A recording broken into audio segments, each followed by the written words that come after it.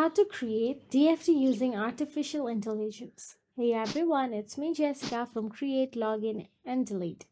You can simply generate a DFD using ChatGPT.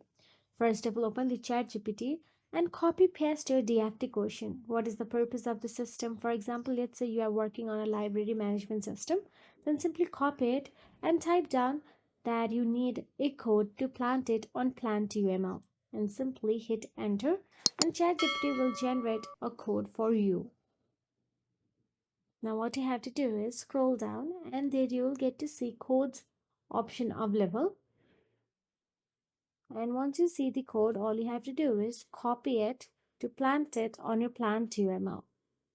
You can see copy option available at the top right of your code. Copy it, then tap on the new tab to open the new tab and simply go to the plant.uml official website.